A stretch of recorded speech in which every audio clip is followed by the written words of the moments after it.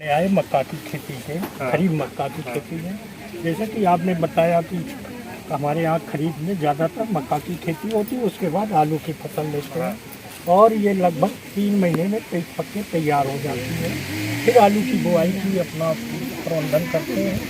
इसके साथ कुछ लोग अभी इधर कन्नौज की तरफ तो जायद में बुआई होती है, लेकिन कुछ लोग अब यहाँ भी जिनके पास सबमर्सिबल की व्यवस्था है वो जायद में भी करने लगे। लेकिन हमारा शिवराजपुर ब्लॉक है, ये उड़द मूंग का एरिया है और यहाँ काफ़ी क्षेत्र में उड़द मूंग बोया जाता है।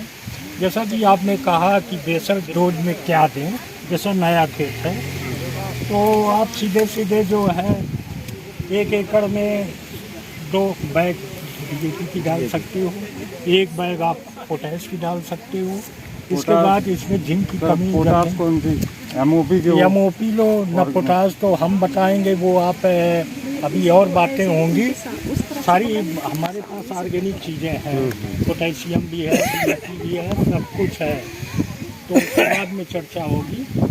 तो जब आप पोटेशियम डालेंगे, क्योंकि पोटेशियम से जो है दाना सख्त होता है, भराव होता है, चमकीला होता है, तो बेसल डोज में आपने ये भी किया।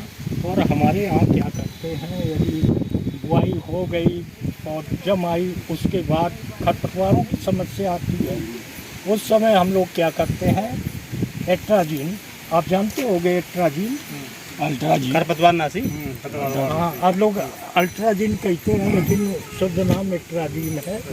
एट्राजीन जो है 1 किलो आप प्रति एकड़ के हिसाब से एक साइड कर देना, थोड़ा सा जाने दो निकलो। तो आपकी फसल में चौड़ी पत्ती वाले और कुछ सकरी पत्ती वाले खरपतवार नहीं उगेंगे, और हाँ, और जो उग आए हैं वो भी ख़त्म हो जाएंगे। यदि आपके खेत में खरपतवार नहीं है, आप पहले छिड़काव कर देते हैं। ये ध्यान रखें कि जब आपके खेत में पहला पानी बरसे उस समय आप इसकी स्प्रेइंग कर दें, भले आपके खेत में खरपतवार ना दिखें, तब आपका जो है खेत एकदम साफ वाला रहेगा। अब कुछ पोषक तत्वों की आवश्यकता होती है, DAP और ये आपकी पोटेशियम ज़्यादा से ज़्यादा 30 दिनों तक काम करती है। पौधा 3 महीने चलता है तो उसको फिर पोषक तत्वों की ज़रूरत पड़ती है, तो उसके लिए आप उसमें टॉप ड्रेसिंग कर सकते हैं। जैसे NP 1261 हुआ, 1261 में DAP है, वो सीधे इंजेक्ट होती पत्तियों के द्वारा, तो पौधा अच्छा ग्रोथ करेगा। और फिर जैसे मंजरी बनने की अवस्था पे हो तब आप 05234, हाँ भुट्टा बनने की अवस्था पे हो तब आप जो है 05234 का स्प्रेइंग कर देंगे।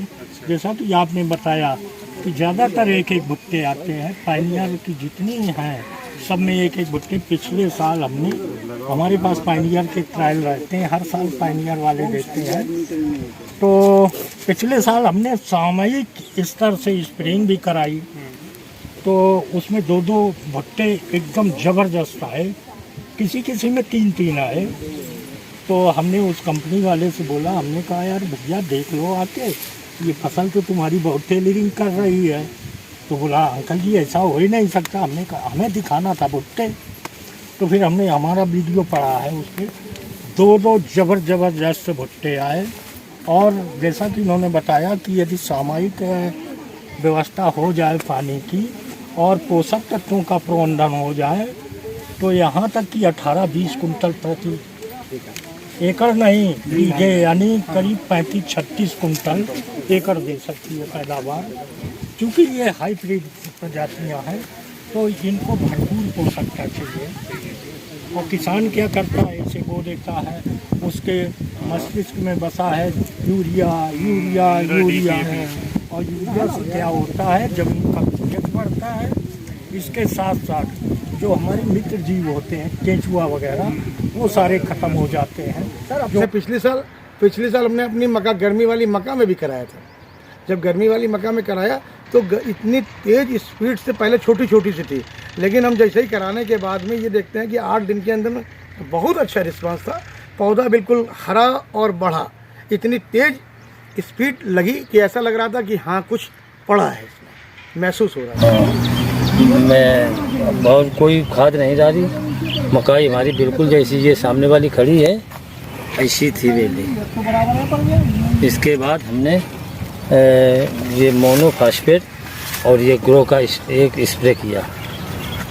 मतलब हमें अब पसंद है मकाई ऐसी जैसी फसल खड़ी है हमारी को। अब यूरिया DAP कोई चीज़ की लागत नहीं है, न हमने खाद यूरिया डाली न कोई भी मतलब खाद डाली, और मकाई जुताने की काबिल थी।